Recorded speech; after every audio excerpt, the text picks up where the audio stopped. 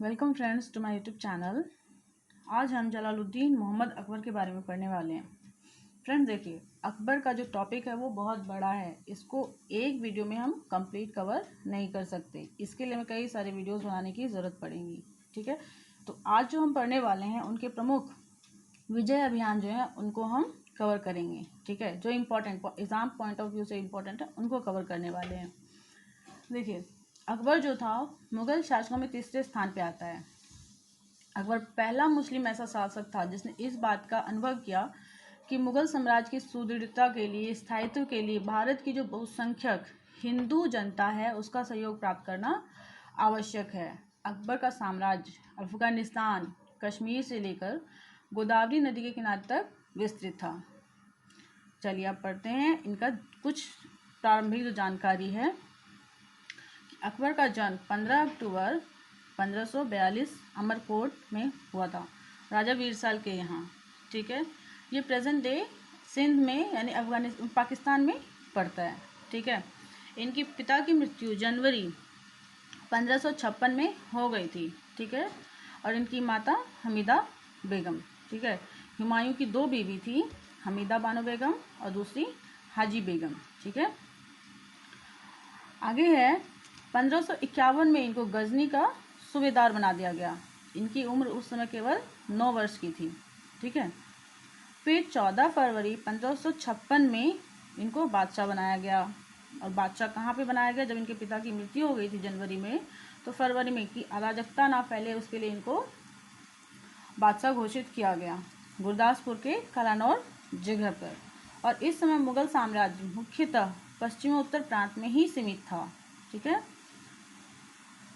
अब इनके प्रमुख विजय अभियान देखिए, सारे विजय अभियान इनमें इंक्लूड नहीं किए गए हैं, सिर्फ इम्पोर्टेंट जो एग्जाम पॉइंट ऑफ व्यू से इम्पोर्टेंट है उनको इंक्लूड किया गया है। ठीक है, तो पहला है 5 नवंबर 1556 पानीपत का दूसरा युद्ध। फर्स्ट बैटल आपको पता है बाबर ने लड़ा था, दूसरा अकबर के द्वारा। कौन थे यहाँ पर? हेमचंद्र विक्रमादित्य और मुगल की साइड से बैरम खान, जमान खान और अकबर स्वयं। ठीक है, देखिए जो हेमू थे यानी हेमचंद्र विक्रमादित्य, ये अफगान शासक आदिल शाह की सेना का प्रमुख भी था। ठीक है, जैसे ही उसे पता चला कि हुमायूं की मृत्यु हो गई है, वैसे ही उसने अपनी सेना तैयार करके दिल्ली की ओर उसने कूच करना शुरू कर दिया। और इस बात का पता जब बैरम खान को पता लगा, ठीक है, वो भी अपनी सेना लेके तैयार हो गया और दोनों के बीच पानीपत के मैदान में युद्ध हुआ। बैरम खान की सेना में सिर्फ 10,000 सैनिक थे और वहीं हेमू की जो सेना थी वो 30,000 सैनिक थे उनमें।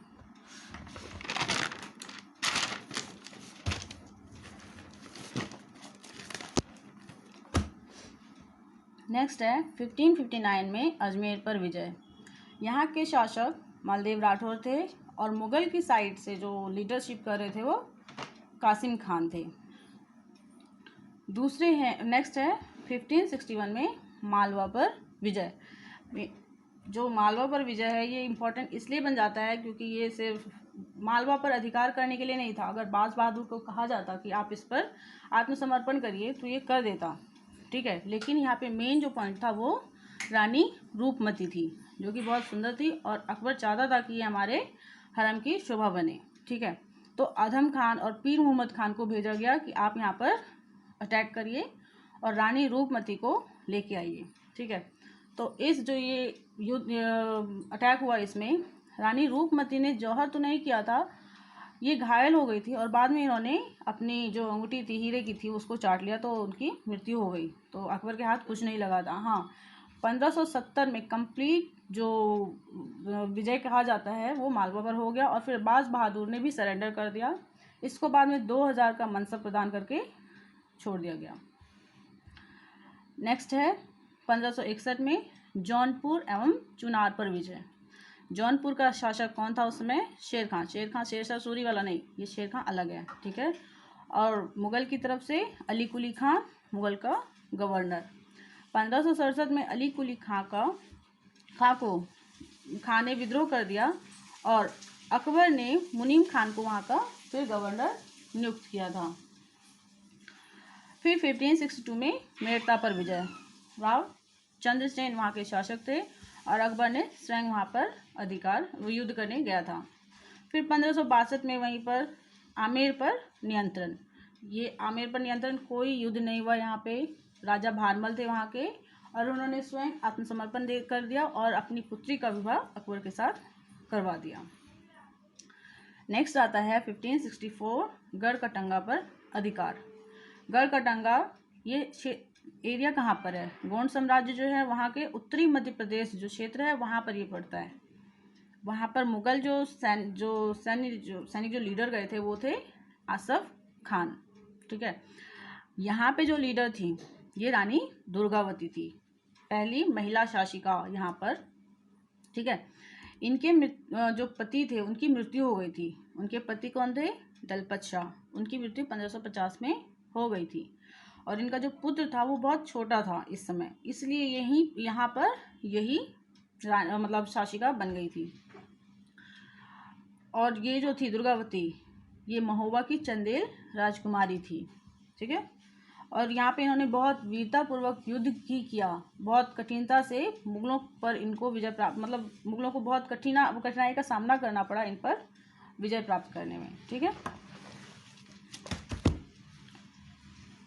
फिर 1568 चित्तौड़ पर विजय। यहाँ के राजा कौन थे? राव जयमल एवं उदय सिंह। और किसने युद्ध करने के लिए, कौन युद्ध करने के लिए आया था? तो राजा स्वयं यानी अकबर स्वयं आया था।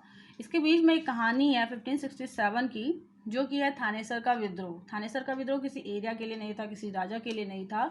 यहाँ पर साधुओं के लिए इन्होंने, साधुओं के द्वारा विद्रोह या दोनों के बीच में कॉन्फ्लिक्ट हो गया था। एक्चुअली घग्गर नदी या सरस्वती नदी के जो वहाँ पर है वहाँ पे पवित्र स्नान करने के लिए आए थे और उस जगह यहाँ पर अकबर ने अपना शिविर लगाया हुआ था ताकि वो चित्तौड़ पर जो आक्रमण करते उसके लिए अपने सैनिकों का मनोबल बढ़ाएं, ठीक है। और यहाँ पर साधु जो थे, कई सारे हज़ारों की संख्या में ये साधु आना शुरू हो गए, जिससे कि अकबर और उनके सैनिक में तालमेल सही से नहीं बैठ पा रहा था, ठीक है। तो यहीं पर ये थानेसर का विद्रोह था थोड़ा सा। नेक्स्ट है 1568 में रणथंभौर पर विजय। यहाँ के शासक सुरजन राय हाड़ा, ठीक है। और मुगल की तरफ से अकबर, मुनीम खान और भगवान दास। फिर है 1569 में कालिंजर पर विजय। यहाँ पर शासक कौन थे? रामचंद्र, जो कि रीवा के भी राजा थे। और मुगल की तरफ से कौन थे? मंजूम खान काकशाह। 1570 में मारवाड़, बीकानेर, जोधपुर, इस पर भी इनका मुगलों का अधिकार हो गया। यहाँ पर इन्होंने कोई युद्ध नहीं किया, बस आत्मसमर्पण कर दिया। फिर 1573 में गुजरात पर विजय। अब गुजरात पर विजय, यहाँ के जो आम सरदार थे उन्होंने अपने आप में एरियाज़ को डिवाइड कर लिया था, क्षेत्रों को डिवाइड कर लिया था, ठीक है। उसमें एक मुजफ्फर खान तृतीय था जिसने कि ज़्यादा ही वो लीडर बन रहा था। तो वहाँ के एक लोकल सरदार ने इनविटेशन भेजा अकबर को कि आप आइए और गुजरात पर नियंत्रण करिए। अकबर ने यहाँ पे मिर्ज़ा अजीज़ कोका को भेजा और उसको बाद में वहाँ का गवर्नर भी नियुक्त किया। फिर 1573 में फिर से वहाँ पर मोहम्मद हुसैन मिर्ज़ा ने विद्रोह करना शुरू कर दिया। इस समय अकबर खुद आया और युद्ध में लड़ा। ये बहुत तेज़ गति से लड़ा जाने वाला युद्ध था, ठीक है। इसके बाद ही इन्होंने बुलंद दरवाज़ा का निर्माण करवाया, जो कि 1575 में बना, ठीक है।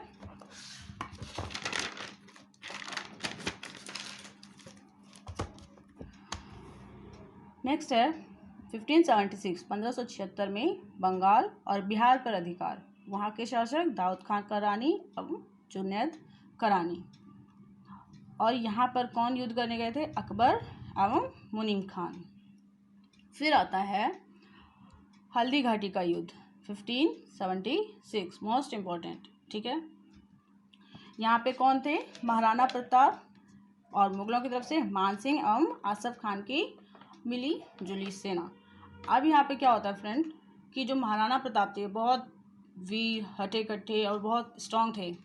इनका जो घोड़ा था, अपने घोड़ा जिनका नाम चेतक था, वो इनका कवच जो था वो बहुत भारी भरकम 72 kg का, भाला जो था वो 81 kg का, जो ढाल थी उनकी वो 55 kg की। तो सोचिए वो इंसान जो इतने भारी भरकम अचकन पहन के चल रहा है वो खुद कितना स्ट्रांग होगा। यहाँ पर मुगलों को बहुत मुश्किल से इन पर विजय प्राप्त किया गया। ठीक है, नेक्स्ट है 1586 में कश्मीर पर विजय। यहाँ पर यूसुफ खान शासक थे और मुगलों की तरफ से पहले भेजा गया जौना खान एवं बीरबल को। लेकिन ये जब जा रहे थे वहाँ पे 1585 में, तो वहाँ के जनजाति ने ही इन पर आक्रमण कर दिया और बीरबल की मृत्यु हो गई। फिर अकबर ने यहाँ पे टोडरमल को भेजा और दोनों के बीच में संधि की गई। फिर आता है 1581 में काबुल पर विजय। ये पहले आना था लेकिन गलती से ऊपर नीचे हो गया। काबुल पर विजय, यहाँ पर शासक कौन थे? मिर्ज़ा हाकिम, जो कि अकबर के भाई थे। ठीक है, यहाँ पे अकबर स्वयं जाते हैं। जब ये अकबर के आने की खबर सुनता है मिर्ज़ा हाकिम, तो वो वहाँ से भाग जाता है और पहाड़ियों में छिप जाता है। बाद में कुछ सप्ताह वहाँ पे रह के अकबर ने साम्राज्य जो है उसकी सिस्टर मिर्ज़ा की बहन बख्त उन निशा को सौंप के वापस चला आता है। वैसे 1581 में फिर मिर्ज़ा हाकिम की मृत्यु हो जाती है। फिर 1591 में सिंध पर इसका कंट्रोल हो जाता है। देखिए ये कहानियाँ बहुत लंबी हैं, एक एक युद्ध की इसकी कहानी बहुत लंबी है, तो एक वीडियो में कवर करना अगर सोचूं तो बहुत ज़्यादा हो जाएगा। तो जो मोस्ट इम्पॉर्टेंट है वही सिर्फ डेट एंड उसके लीडर मैं बता रही हूँ। फिर 1592 उड़ीसा पर विजय।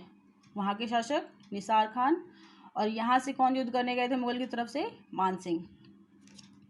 फिर 1595 में 1595 में बलूचिस्तान पर इसका अधिकार हो गया, जो कि पाकिस्तान का प्रोविंस पड़ता है ये। यहाँ पर अफ़गान जो जनजाति थी या सेना थी, यहाँ पर उनका कंट्रोल था। और अकबर की तरफ से कौन गए थे? मीर मासूम। ठीक है, जो यहाँ के नेता थे, शासक थे, मुजफ्फर हुसैन मिर्ज़ा ने बाद में आत्मसमर्पण कर दिया था। अब मोस्ट इम्पॉर्टेंट आता है दक्षिण की नीति। ठीक है, यहाँ पे बहमनी साम्राज्य का पार्ट में अलग अलग पार्ट में डिवाइड हो जाते हैं। ये बहमनी साम्राज्य 5 पार्ट में डिवाइड होते हैं: गोलकुंडा, बीदर, बरार, अहमदनगर, बीजापुर। गोलकुंडा और ये सब, बीदर जो है इसको बाद में औरंगजेब के टाइम पे बिल्कुल कम्प्लीटली कवर किया गया था, लेकिन अभी प्रेजेंट में अगर अकबर के टाइम पे देखें तो खानदेश, अहमदनगर, बीजापुर, बरार, इन सब पे कंट्रोल कर लिया गया था। यहाँ पे देखते हैं अहमदनगर एवं बीजापुर। यहाँ पे मोस्ट इम्पॉर्टेंट एक लेडी है चांद बीबी। ठीक है, चांद बीबी का जो ससुराल है वो बीजापुर पड़ता है और जो मायका था वो अहमदनगर। इनके पिता जो थे हुसैन निज़ाम शाह वन फर्स्ट और उनके पति अली आदिल शाह फर्स्ट। अब अहमदनगर पे कौन गया था इन्वेजन करने? शहजादा मुराद और अब्दुल रहीम खाने खाना। ठीक है, इनके कोई पुत्र नहीं था। इन्होंने मतलब इनके पति ने, अली आदिल शाह ने, जिनको बाद में इब्राहिम शाह भी कहा जाता है, अपने भाई के बेटे को गोद लिया, इब्राहिम आदिल शाह द्वितीय जिसको नाम दिया गया बेटे को। ठीक है, चांद बीबी यहाँ पे एक इम्पॉर्टेंट, अगर इसको भी एक टॉपिक में कवर नहीं किया जा सकता, इसके लिए अलग वीडियो बनाना पड़ेगा। देखिए थोड़ा शॉर्ट में बता देती हूँ। चांद बीबी का जो पुत्र था इब्राहिम आदिल शाह का संरक्षण इसने नियुक्त किया कमाल खान को, पर वो बहुत धोखेबाज निकला। वो सोचने लगा कि मैं सत्ता कैसे हथिया लूँ। फिर उसके बाद उसने किश्वर खान को इब्राहिम का संरक्षक नियुक्त किया।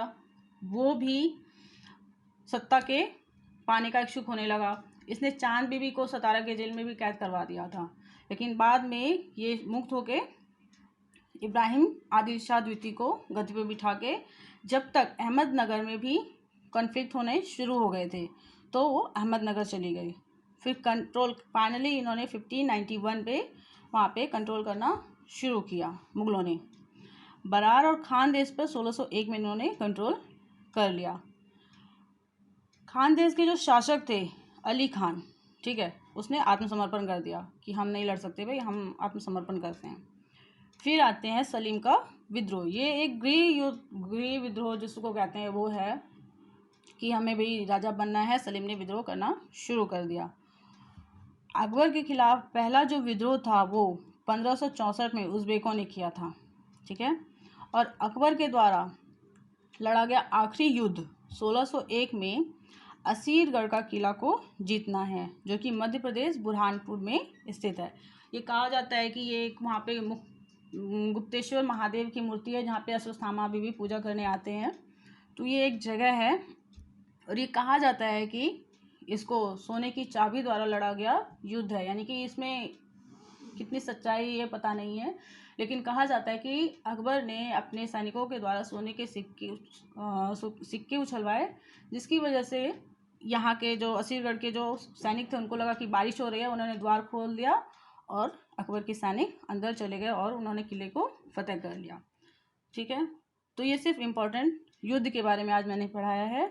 आगे अब इसकी जो आर्थिक नीति, सामाजिक नीति या धार्मिक नीति है वो है, उनके विषय पर वीडियो अपलोड कर दूंगी।